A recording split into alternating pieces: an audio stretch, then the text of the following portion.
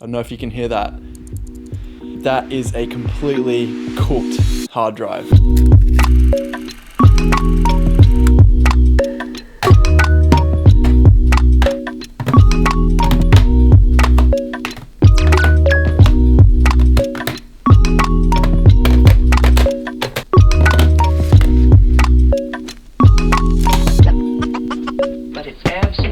So if you back up your photos to one hard drive and then call it a day, you have to realize that you're putting your trust in a very fragile system of moving parts that can essentially fail at any time. So in today's video, guys, I'm going to take you through my full photography backup workflow process to make data loss a thing of the past, or at least a thing that's not in the future, if that makes sense. This is my backup drive, and it's not an ordinary backup drive. It's actually two drives.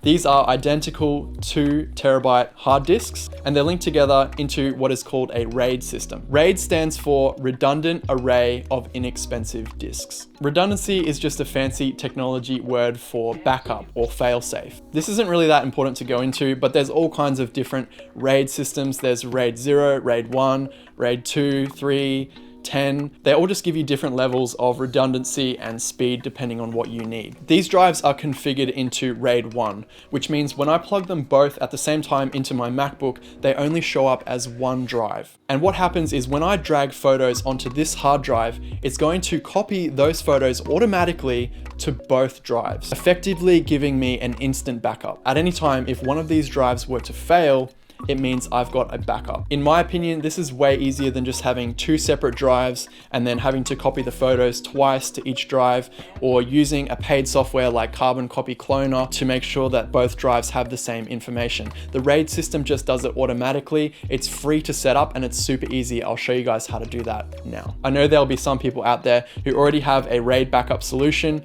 and they might be saying, Mitch, why don't you just get one of those enclosures that has multiple drives in it and it's automatically in a RAID system? You just buy it, you plug it in, and it's ready to go. Well, the thing with that is that you can't do this. Separate the drives. They're in the same enclosure, they're in the same physical location. And one of the most important things about having a really secure backup is being able to store both copies of your data in completely different locations. Picture some crazy natural disaster where my office gets flooded or catches on fire or something like that. If I have all of my physical copies of my data in that one place, it's toast, it's done. So separating your backup drives is definitely a good idea. What I would do when shooting weddings is I would copy all of the photos to the RAID, and then at the end of the day, one hard drive would stay at the office and the other hard drive would come home with me. I'm going to show you guys how to create a RAID system on Mac OS. So right now we're in the Disk Utility app, which can be found in your applications folder. And you'll notice here that I have my 2 drives plugged in, drive 1 and drive 2. They're just formatted to the standard Mac OS extended format. And what we're going to do is come up to File and then go to RAID Assistant. Now it's going to give us these options here. So we've got RAID 0, which is striped, RAID 1, which is mirrored, and then JBOD. So what we're going to want to choose is mirrored RAID 1. So that's an exact copy of a set of data on 2 or more disks. And we're going to press next. And then we're going to choose the 2 drives that we're going to be using in the RAID configuration. So I know that it's going to be these 2 Seagate expansion drives. We're going to hit a next once we've selected those. And then we're going to give this a name. So I'm just going to call this RAID Backup.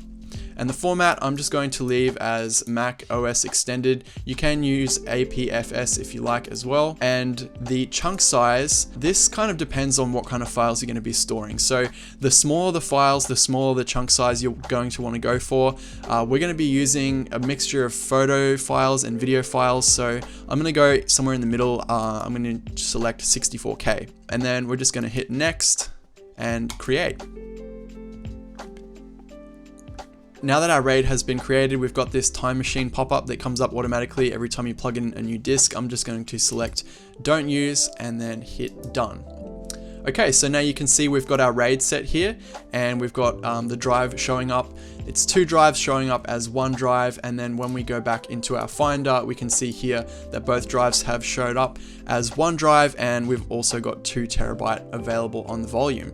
So that's pretty much it. You're ready to start dragging your files onto the RAID system. Okay, so now you have your RAID system set up. Now we can get back to the backup process. After I've copied the files to the backup drive, I always check that the folder on the card is the same size as the folder on the backup to make sure I didn't miss any files. Now that I've backed up all the photos to the RAID system, I'll actually take the SD card one more time and I'll back it up to my working drive. So this is my working drive right here. All of my current projects that I'm working on, which could be up to 4 to 5 projects at any one time, will be stored on this hard drive. This is a LaCie 2TB rugged drive, and I'll bring this with me to coffee shops or friends' houses if I'm doing editing, collaborating with other friends. And what I love about it is there is a heavy duty hard drive inside of here, and then it is encased with this like rubber padding. So it's nice to know that it is protected from mild bumps and bruises. However, I wouldn't go dropping this drive on purpose because it is still a physical hard drive. You really you don't want to be playing. You don't want to be playing games with your data. I've been using these for a few years now and they've been very reliable. So far, fingers crossed, I haven't had any die on me,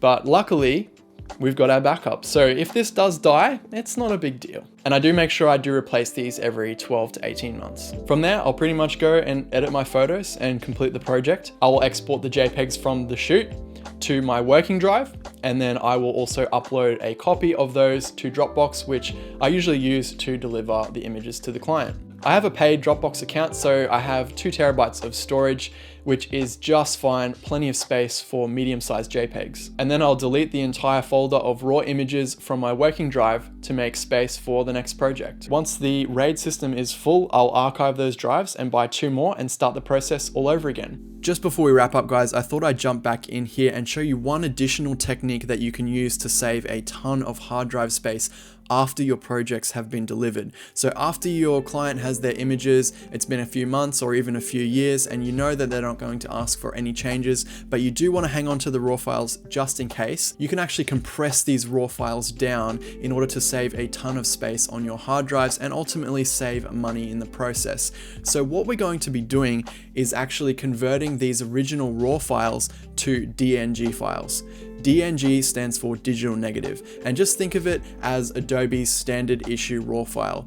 It doesn't have any of the JPEG previews that your camera created, so they're a little bit smaller, but what we're actually going to do is take it to the next level and use what's called lossy compression, which means that you're not going to have all of the original data left in the raw file, but you're still going to retain the ability to work with the file as if it is a raw file, because essentially it still is a raw file, it's just a lot smaller, it's been compressed down. One of the best things about DNG files is that they retain all of the changes that you made to that file in Lightroom. So when you export these, you don't even have to hang on to your original Lightroom library catalog file. How we create DNG files is very simple. You just open your catalog, make sure you're in the library tab, and then you want to select all of your photos, go to library, and then hit convert photos to DNG.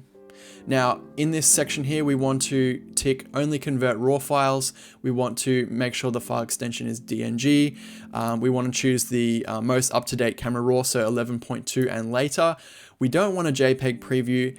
We want to embed the fast load data, and this is the most important part, is we want to use lossy compression. As I said, these files aren't going to retain all of the information of the original raw file. However, it's going to retain enough information to where if you need to come back and edit the files again, you're not really going to see a massive difference between these files and the original raw files. So we're just going to hit OK. Now this will take a little bit of time to convert all those photos, but once this is finished, you can go ahead and you can delete the original raw files that the camera created, and then you can see a comparison of the size between the original raw files and the updated DNGs. It really does make a massive difference. And that's pretty much it. I hope that was relatively easy to understand. There's a lot going on here, but if you can master your backup process and stick to it, it's gonna leave you with way less chance of complete disaster. I hope you guys enjoyed the video, you learned something, you got something out of it. If you did, make sure you hit that like button down below, and also subscribe if you wanna see more videos like this. Hit the bell notification as well if you wanna be the first to catch up with new videos. Thank you for watching, guys, and I'll catch you in the next one.